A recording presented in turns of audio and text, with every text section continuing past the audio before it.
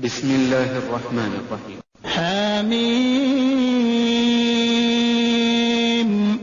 سورة الأحقاف. الله سبحانه وتعالى مسورة منو atutegeeza ng'agamba bw'ati bisimillahi rrahmani rrahim hamim.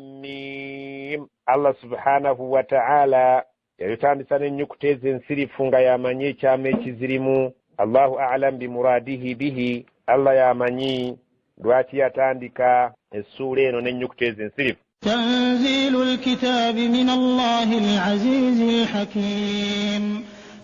Allah subhanahu wa ta'ala agamba tanzilul kitabi min Allah. Ekitabo kino Qur'ane temubeerangako okubuusabuusa ne mugamba nti nabbi ye yakiyiiza kyassibwa busibwa okuva eri Allah subhanahu wa ta'ala al-aziz oyo w'amaanyi atawangulwa, al-hakim Allah subhanahu wa ta'ala atakola nsobi mu byonna by'aba akoze. ما خلقنا السماوات والأرض وما بينهما إلا بالحق وأجل مسمى والذين كفروا عما أنذروا معرضون. ما خلقنا السماوات والأرض تتواكل القرننسي وما بينهما نبيري وكتياو nganawe mwoli mubiri wakati illo kujjako bilhaqqi nga waliwo ensonga ey'obuvunanyizibwa. Allah subhanahu wa ta'ala jiyatunyonyola mu aya endala wama khalaqtu ljinna wal insa illa liya'budun. Saakola amajinni n'abantu okujjako nga mbikola okubeera nti banneesinze. Ma uridu minhum min rizqi, sina kyenjagala babeere nga bangabira. Wama uridu an yut'imun, tebangabirira ate saagala bandiise. Allah subhanahu wa ta'ala talina bwetaavu gye tuli wabula ffe tulina obwetaavu gy'ali. Wa ajalin musamma, buli kintu kyonna kye yakola mu ggulu n'ensi yakiteekako ebiseera ebigere. Kebeere ensi eno essaawa yayo ejja kutuuka esaanewo, kalibeere eggulu essaawa ejja kutuuka lisaanewo, koobeere eggwe ali wakati w'ensi n'eggulu ojja kutuuka obudde bwo buggweko. Wallahu walladhina kafaru, naye abatakkirizanga ebiseera byabwe binaaba biweddeko. Amma unziru, ku ebyo birabika nti babatiisa nabyo, mu'ridun, babikuba amabega. Naye essaawa yaabwe bweneggwako bajja kubeera nga bakinyonnyoka nti tebaali batuufu ku ekyo kye baakola okukuba amabega ebigambo bya nabbi Muhammad sallallahu alaihi wasallam. قل أرأيتم ما تدعون من دون الله أروني ماذا خلقوا من الأرض أم لهم شرك في السماوات ائتوني بكتاب من قبل هذا أو أثارة من علم إن كنتم صادقين. قل bagambe ara'aytum, njagala bumbulire ma tad'una bye musinza min dunillahi atali Allah. Aruni mundagiyo madha khalaqu min al-ardi, kiki kye batonda mu nsi abo be musinza. Allah subhanahu wa ta'ala aleeta okusomooza kweri abasinza ebitonde ebitali Allah subhanahu wa ta'ala, n'agamba nti kale mwali bisinzizza, naye kiki kye muyinza okulagawo nti mubisinza olw'okubeera nti bye byatonda eggulu, mubisinza nti bye byatonda ensi, mubisinza nti bye byatonda kintu gundi, munteetereyo ekintu kimu muno mu nsi ebyo bye musinza nga ddala mukakasa nti bye byatonda ekintu ekyo. Am oba sekyo nga mwe mulowooza lahum shirikun fi samawati, balina emirimu gye baakola ne Katonda nga naye jjo giri mu bbanga eyo, bwe kibeera nga gye giri mumbuulireyooko mulimu ki Allah subhanahu wa ta'ala gwakola ng'agukola n'ebyo bye musinza, nga singa biba tebiriiwo tasobola kwemalirira kubeera ng'akola kintu ekyo. Utuni bikitaabin min qabli hadha, mundeetereyo ekitabo kyonna ekirimu wolokosa oyo gwe mubeera nga muwolokosa naye nti ebintu bino bikola wamu ne Katonda emirimu. Min qabli hadha, nga si Qur'ani eno ekyakkanga kyekyasooka Qur'ani eno. Muleeteyo ekitabo kyonna ekirabika nti nno Qur'ani yali tennajja, nga mwe mukiina mwe mujja obukakafu obulaga nti mulina okusinza ebintu ebitali Allah, kubeera nga mu nsi muno bye byakola ne Allah omulimu gundi, oba bye bikola ne Allah omulimu gundi mu ggulu eyo nga ddala mu butuufu biba tebimuyambyeko Allah subhanahu wa ta'ala talina busobozi busobola kutonda kintu ekyo. Awo oba ekyo nga temuyina kitabo kimuyinza kundeetera ekyaliwo nga Qur'ani tennabeerawo mwe mujja bwino oyo atharatin min ilmin mundeetereyo ebyennono naye nga mubijja kumanya bye munonooza nti ebintu ebyo tubinonooza olw'okubeera nti baatugamba nti obukakafu bwakakata ne bulaga nti nekintu gundi ne gundi kyekimu ku byakola Allah subhanahu wa ta'ala naye omulimu gundi in kuntum sadiqin ne mubeera nga mwogera mazima mugendeyo mu bintu ebyennono ebyannamaddala nga birina bwina amala oba ekitabo ekyaliwo nga Qur'an tennajja nga bikakasa nti ebintu ebisinzibwa ebitali Allah birina omulimu gwe byakola ne Allah nga singa tebyamuyambako Allah subhanahu wa ta'ala yali tasobola kubeera ng'akola ekintu ekyo. Muleeta ekitabo ekyaliwo nga Qur'an tennajja oba ekintu kyonna ekyonnono mu kinonooze naye nga kiriko obwesimbu obwannamaddala nti Allah subhanahu wa ta'ala yakola n'ebintu ebyo ekintu kyonna nga ddala mu butuufu ilmu eyo emala okubeera ng'ematizawulira in kuntum sadiqin bwe mubanga mwogera mazima. ومن أضل ممن يدعو من دون الله من لا يستجيب له إلى يوم القيامة وهم عن دعائهم غافلون. ومن أضل أن يسنغو كبوم بزي ممن يدعو من دون الله وكسنغو يسنزي كتالي الله من لا يستجيب له ng'ate kisobola na kubeera nti kimwanukula singa abeera ng'abadde akisabye singa abeera ng'abadde alina kyakisabye tekisobola kubeera nga kimwanukula ku ekyo kyasabye ila yaumil qiyama okutuukira ddala mu lunaku lw'enkomerero. Allah subhanahu wa ta'ala agamba wahum n'ebyo ebisabibwa an du'aihim ku dduwa ze babisaba ku kusaba kwabwe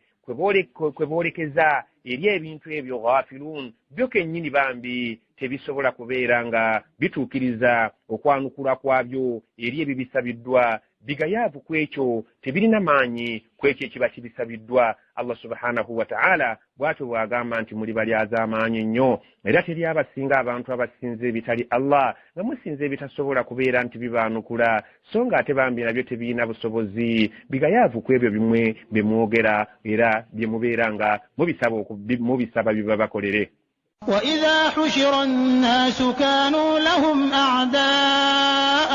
وكانوا بعبادتهم كافرين.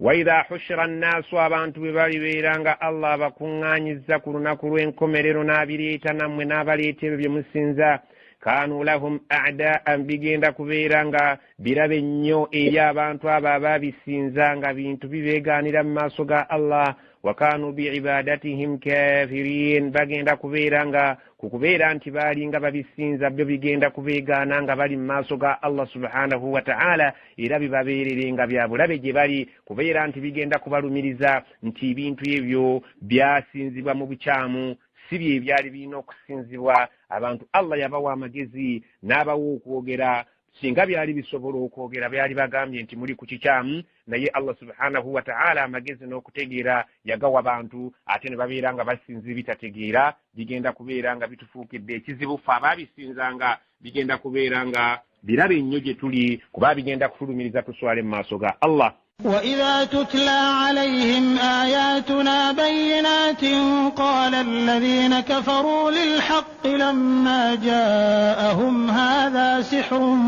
مبين. وإذا تتلى عليهم abantu abo singa baba basomeddwa kubo ayatuna amateeka gaffe bayinatin agannyonnyola obunnyonnyofu obw'enkukunala omuntu ategeera akatono n'ategeera ekinene nga basobola okubitegeera kyenkanyi. قال الذين كفروا abatakkiriza biddiramu nga babalaata nga bagamba lilhaqqi ku mazima agabaga basomedwa lamma jaahum gagamaze okubatuukako amazima ago ne bagabasomera bulungi bagamba nga bali mu kuzannya n'okujiriga hadha sihrun mubin lino nno ddogo lya lwatu lino ddogo lya Muhammadi lyatuleetedde erirabikirawo ery'enkukunala eritegeera buli muntu yenna yali yeyambisizza ku ddogo alaba bulabi nti Muhammadi byaleese eddogo eritegeerekeko obulungi buli muntu. am yaquluna iftarah قل إن افتريته فلا تملكون لي من الله شيئا هو أعلم بما تفيضون فيه كفى به شهيدا بيني وبينكم وهو الغفور الرحيم. am yaquluna nandi cy'abantu bagenda ne boogera ekibaganyo okukkiriza Qur'ani iftarahu nti nabbi Muhammad yayiyanjiye ayagala kubafera nayo bufezi nga ebintu yabyeyeyiza alyoka abagambe nti biveeri Allah kulubagambe iniftaraytuhu singa mbeera nga nayiyanjiye fala tamlikuna li min Allahi shay'an temuyina ke muyinza kubeera nga mujja kungasa kwekyo Allah subhanahu wa ta'ala kyaba ayagadde okunkola nga anyiza olw'okumuwaayiriza huwa a'lamu Allah yasinga okumanya bima tufiduna fihi ebyo byonna bimbeera nga muyingiramu mu byo nga mubyogera lunyenga munjerega Allah subhanahu wa ta'ala yasinga okumanya ebintu byonna byemwogera ku Qur'ani eno byemwogera ku nabbi Muhammad sallallahu alaihi wasallam nga muri mu kumujeregerera muri mulwale kafa bihi shahidan Allah male kwekyo ekyokubeera nti Qur'ani yava gyali kubulwa nabbi bwanga akimale okubeera nti ye mujulizi baini wa bainakum ali wakati wange ne wakati wammwe ye yampaako obujulizi nti ndi nabbi wa mazima wa huwa al-ghafurur rahim. Allah subhanahu wa ta'ala yamsonyi era omusasizi. Allah subhanahu wa ta'ala bwe munene nyajja kubasonyiwa ate abasasire aleke okubavunaana naye bwe munaagaana ajja kubabonereza. قل ما كنت بدعا من الرسل وما أدري ما يفعل بي ولا بكم إن أتبع إلا ما يوحى إلي وما أنا إلا نذير مبين. قل باgambe ما كنت بدعا سلم بيا من الرسل مبatume ababaka bansooka wodda sinze asooso kujja mubimanye ebyafaayo ebyakulembera nti siri mubaka omupya wama adiri ma yufalu bi simanyi Allah subhanahu wa ta'ala kyayinza kunkola mu bulamu buno obwensi oba abantu bange Allah subhanahu wa ta'ala kikyagenda kubakola simanyi Allah kyayinza kunkola ku bulamu buno obwensi wama yufalu bi wala bikum simanyi Allah subhanahu wa ta'ala kyayinza kubakola muno kubulamu obwensi oba munanzitanze Allah subhanahu wa ta'ala simanyi oba munangoba mu kibuga Makka ekyo nakyo sikimanyi wala bikum namwe simanyi oba Allah subhanahu wa ta'ala anabatuusaako ebizibu nga bwe yabibatuusaako mu ntalo ezitali zimu ebyo byonna simanyi mulinde ekijja nange nja kulinda Allah subhanahu wa ta'ala engeri gyajja okuntaasamu kubanga yaŋŋamba nti wallahu yasimuka minan nas Allah ajja kukutaasa obubi bwonna obuva eri abantu. In attabi'u nze sijja kugoberera illa okujja kuŋŋenda kusigala nga ngoberera ma yuha ilayya obubaka obutumibwa gye ndi okuva eri Allah nga Jibuliru abuleese wama ana era sirinze illa nadhiru mubin okujjako ndi omutiiso ow'olwatu ayagala akkirize atayagala awakanye. قل أرأيتم إن كان من عند الله وكفرتم به وشهد شاهد من بني إسرائيل على مثله فآمن واستكبرتم إن الله لا يهدي القوم الظالمين. قل باgambe أرأيتم جagala mumbulire إن كان من عند الله قرآن ندل السنجي بانغ يفوى الله وكفرتم به نمغني مجوى كنيز الدلان تدل السيفوى الله نمغامان تنييانجي وشاهد شاهد من بني إسرائيل وفا يوم جلزا جلدانغ فنبا إسرائيلي على مثله انت القرآن ينبي جفانا نبي انجي نمو بتابي بياكولين بريلا الله يجرانغ متوليت نمونجري فآمن نكرزا واستكبرتم غاتم مسقدم يكرون تزن مغانو ككرزا مبولي omuntu singa ava mu Abayisirayiri n'agiwaako obujulizi nti Qur'an eno waliyo ebitabo ebigifaanana simpya ekitabo kino kivudde eri wa Allah kifaanagana n'ekya Musa n'ekya Isa era mwalimu abaasiramuka mu basajja abaali nga bagoberezi ba Musa nga Abdullah ibn Salam yasiramuka n'abeera nga akakasizza nti Qur'an eno nze nkikakasizza kitabo ekivudde eri Allah efaananira ddala ne Tawreeti bulijjo gye tusoma ng'era Allah subhanahu wa ta'ala yatunnyonnyola ebyafaayo byammwe ng'abakkiriza nti Muhammadu Rasulullah والذين آمنوا أشداء على الكفار رحماء بينهم تراهم ركعا سجدا سيماهم في وجوههم من أثر السجود ذلك مثلهم في التوراة ومثلهم في الإنجيل byonnebi gezo byonnebi bakwatako ng'abakkiriza baabitubuulira dda mu tawureti ne mu injiri baaboogerako abasajja abaaliwo ku budde obwo bakkiriza nabbi n'abagamba mumbuulire singa ekitabo kino kiva eri Allah nga mmwe mukiwakanyiza ate ne muvaamu mumwe omusajja naawe obujulizi nti Qur'ani eno efaananira ddala ebitabo biri ebyakulemberera ffe tugikkiriza mwe mugaana ne mwekuluntaza inna allaha la yahdi alqawma adh-dhalimin Allah tajja kulungamya abantu abalabika nti bali az'amaanyi nga mmwe muganye buganyi naye ng'amazima munnammwe abavudde munaasira mukaaga babuulidde nti Qur'ani kitabu si kipya kiina bikifaanana era ne nabbi ono si mupya ayina abamufaanana naye mwe muli bali az'amaanyi Allah baatayinza kuwa kulungama. وقال الذين كفروا للذين آمنوا لو كان خيرا ما سبقونا إليه وإذ لم يهتدوا به فسيقولون هذا إفك قديم. وقال الذين كفروا بغامبا بتكرز للذين آمنوا بغامبا بكرزا لو كان خيرا سنغ القرآن يلموا akalungi masabakuna ilaihi tewali yali kutukulembedde kubeera nti atusooka okukkiriza ebigirimu kubanga baali nga bakimanyi nti biringa ebyobusuubuzi buli awaliddirwe efuna be basookawo singa ne Qur'ani eno yalimu akalungi abanaku tebaali badde nga be bagitusookako ffe twali badde abagagga nga ffe tugisookako wa idh lam yahtadu bihi kale nga bwe baganya okubeera nti baluŋŋama bategeere ebiki ebigirimu tebasobodde kuluŋŋama kubeera nti bagitegeera nti mazima agaava eri Allah subhanahu wa ta'ala kati balaba nti nga bwe balemye okubeera nti bagitegeerera tebagyeyunidde ekitegeeza ku sayidi yaabwe nti teriimu kalungi fasayakuluuna era batuuse n'okugamba nti hatha ifkun qadim bino nno bigambo byadda ebyobulimba. ومن قبله كتاب موسى إماما ورحمة وهذا كتاب مصدق لسانا عربيا لينذر الذين ظلموا وبشرى للمحسنين.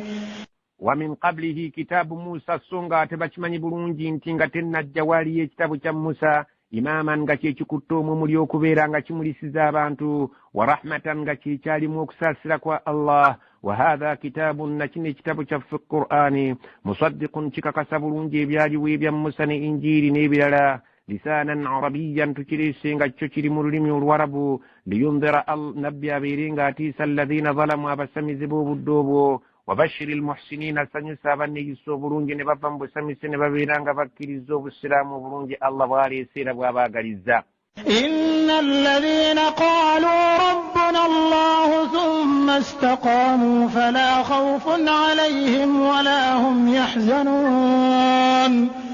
إن الذين قالوا مزما بابانtu abasazeewo ne bagamba nga bavudde mu busamize rabbuna Allah omulezi waffe okuva leero tuvudde mu masanamu kati ye mulezi waffe Allah subhanahu wa ta'ala gwe tugenda okusinza thumma istaqaamu oluvannyuma ne batereera ku mateeka ga Allah nga baagaagala fala khawfun alayhim tebagenda kubeera nga bafuna okutya kuba omuseewa y'okufa tebagenda kubeera nga bafuna entiisa egwa ku balala ebeera mu kufa wala hum yahzanuuna ate tebagenda kunakuwalira byo bebalese nabo bebalese kuno ku nsi bagenda kubeera nga balina essanyu olw'okubeera nti bagenda okusisinkana Allah subhanahu wa ta'ala oyo gwe babadde baluubirira buli kaseera nga bakola ebyo byayagala agenda abasasula ejjana.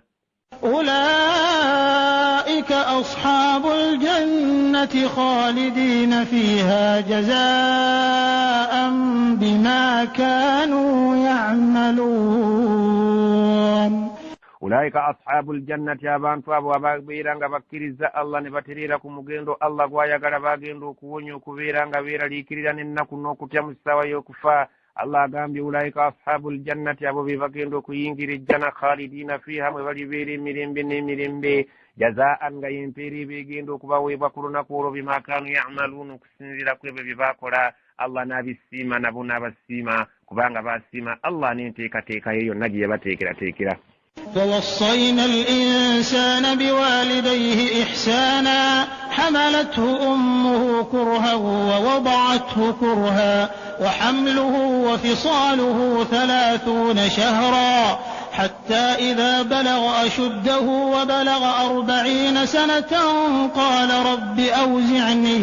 قال رب أوزعني أن أشكر نعمتك التي أنعمت علي وعلى والدي وأن أعمل صالحا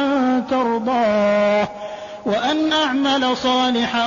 ترضاه وأصلح لي في ذريتي إني تبت إليك وإني من المسلمين. Allah subhanahu wa ta'ala agamba nti wawassaina al-insana twakutira omuntu biwalidayhi abeerenga ayisa bulungi bakadde be bombiriri maama ne taata ihsanan abayise bulungi nnyo mu ngeri zonna hamalatuhu ummuhu naddala tunuulira maama we yamusitulira kurwahan ku bugubi wawadatuhu nga n'okuzaalibwako omwana oyo kurwahan kwayita mu bugubi. Allah subhanahu wa ta'ala maama amuyisa mu bugubi mu kisaawa y'okubeera nti akusitudde mu lubuto akyawa byala yayagala n'alya ebintu gwe by'otasobola kulya n'anywa ebintu by'otasobola kunywa anywa ebiseerera anywa ebikaawa anywa ebintu byonna ebirabika nti gweobeera mu lubuto ng'oli mirembe yadde ye nga tebimuwoomedde akyawa ab'emikwano n'abeera ng'akyawa ebifo ebimu n'abeera byonna olubuto nga lumukyayisiza ebintu ne lumwoyesa ebintu by'atasobola kwoyanga atali lubuto. Wawadatuha ate essaawa y'okuzaala bw'eba etuuse kurwahan wabaawo obukulumu obujiji. Allah subhanahu wa ta'ala aleeta essaawa eyo ng'erimu obulumi naye maama n'abugumira obeere ng'ovaayo ng'oli mulamu n'atakutuulira okubeera ng'omenyeka oba ofa. Wahamuluhu atejjukira ng'amaze okuzaala alina okusitula. Wafiswaluhu atejjukira alina okukuyonsa akujje ku mabeere 30 shaharan gy'emyezi 30 okukuyonsa n'okusitula okubeera nga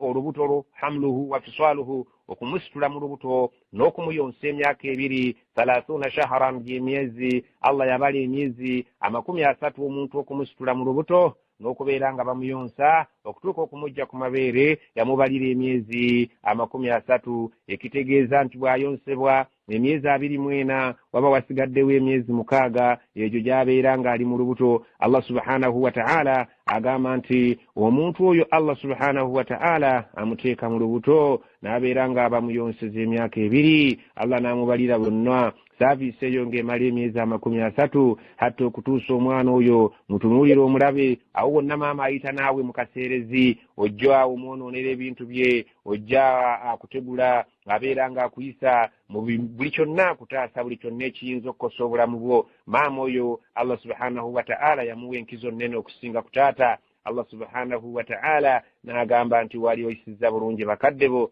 hatta okutuusa idha balaga ashuddahu singa omwana atuuka mu myaka gye egy'obuvubuka myaka 34 hatta idha balaga okutuusa bw'abeera ng'atuuse ashuddahu mu myaka gye egy'obuvubuka emyaka 30-40 wabalaga 40 sanatan uyo omuvubuka agenza atolontosa atuuse emyaka 40 qala rabbi atuuka ekiseera ng'awezezza emyaka 40 n'agamba ay Allah wange awzi'ni nkusaba obeere ng'ompa an ashkura ni'mataka allati an'amta alayya okubeera nga neebaza ekyengera kyekyo kye wampa. Allah subhanahu wa ta'ala nongabira bakadde bange ne banzaala nembeera nga ndi mu bwesimbu mu bulamu buno obuteredde. Allah subhanahu wa ta'ala nkusaba onjigirize ekigambo kubeera nga nkwebaza ekyengera kye wanteekako nompa obulamu ne bakadde bange ne banzaala mu ngeri ennungi. Wala walidayya ne bakadde bange n'obawa ekyengera ne babeera nga balaba omwana waabwe nga ndi myaka gino.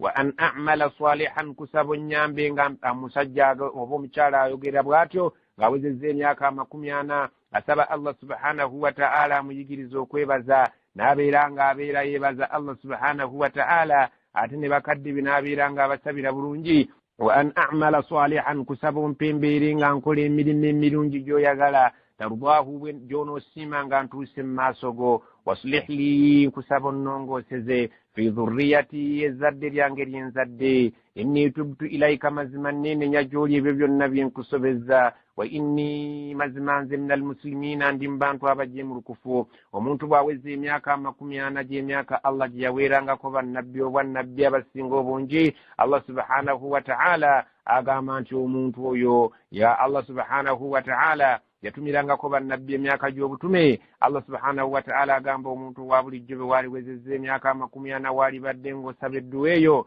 ayi Allah nnongoosereza abaana bange. Ayi Allah nkusaba obeere ng'ompokkola emirimu emirungi gy'olisiima nga ntuuse mu maaso go. Ayi Allah neenenya gy'oli byonna bye nkusobezza nkusaba onsonyiwe era nkakasa nti kakati mu myaka gye ntuuseemu gyakutegeera ndi omuntu ajeemulukuse ate nkusaba ompe okusinziira ku byengera by'ompadde ne bye waba bakadde bange onjigiriza okwebaza kyobulabanga nabiyuna Muhammad sallallahu alaihi wasallam lumu yagamba sahabi ayitibwa Muadhi yamugamba ya Muadhi nkwagala nnyo naye tovanga woosalidde nga toyogedde ebigambo bino Allahumma ay Allah a'inni nkusaba nnyambo nkwatiringako mbeerenga Allahumma inna ala dhikrika mbeerenga nsobolanga okujjukira wa shukurika nsobolenga okwebaza wa husni ibadatika nsobolenga okusinze singa okuba ennungi Allah subhanahu wa ta'ala asubira nti omuntu bwe yali badde nga akuze mu mubiri n'embirowoozo n'akula mu nzikiriza n'akula mu kutegeera abeerenga asaba Allah abeerenga amuwa ebyo byokka ebirungi ate n'asabira n'ezzadde lyonna ate abeerenga yeeyisa mu nsi muno mu ngeri y'obuvunaanyizibwa Allah agamba ulaika alladhina abantu abo ab'ekika ekyo abeeyisa batyo nga bawezezza emyaka 40 naawe weekebere wali obirowoozezzaako awezezzaana bw'oba tonnaba kuweza bw'oba tuba nga wali owezezza emyaka 4 nga tonnaba kubeerako ekimu ku ebyo kyo wali osabye Allah subhanahu wa ta'ala wakeerewa tandikirawo okubeera nga osaba Allah subhanahu wa ta'ala akulongoosereza ezzadde lyo ate naawe obeere mbaje mu lukufu weenenye gyali era omusaba okubeera nga akulungamya okukola ebintu ebirungi n'okubeera nga weebaza ebyo byakutuusizzaako era ng'omwebaza bakadde bo byonna bye baba bakoledde okubeera nti baakukuza okutuusa mu myaka egyo tokeerewe yakeerewa bagamba nti akeereye asinga atajjidde ddala Allah subhanahu wa ta'ala agamba أولئك الذين نتقبل عنهم أحسن ما عملوا ونتجاوز عن سيئاتهم في أصحاب الجنة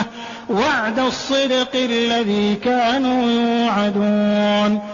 أولئك abantu abeeyisa mu ngeri ey'obuvunaanyizibwa Allah subhanahu wa ta'ala atugamba أولئك abantu abo betwogeddeko waggulu abeeyisiza bwe batyo الذين abeebo nataqabbal anhum ahsana ma amilu betukkiriza emirimu gyabwe emirungi gye baakola emirimu gyabwe emirungi gye baakola kuno ku nsi tuleredde okubeera nga tugikkiriza gyonna bagisasulwemu musera wanatajawazi tubeere nga tubajja kubasonyiwa ansayiatihim ebibi byabwe bye baakolera ku bulamu bw'ensi buno fi ashaabil jannati abantu abeeyisizza nga bw'owulidde waggulu be bajja okuyingira ejjana wa'ada sidiqi yenna endagaano yaffe yaddala ey'amazima si yakubeera nti tunyumya mbunyumya alladhi kanu yu'adun endagaano eyo bulijjo gye balaganyisibwa eyo bagibalaganyisa buli kadde naye nga ge mazima gennyini bajja kusasulibwa ebyo ebijja mu ebyo bye baakolanga oyo omwana ng'amaze okuwulirwa abadde ng'atya bakadde be ate tugenda okuwulirayo omwana namba 2 mpala kitale oyo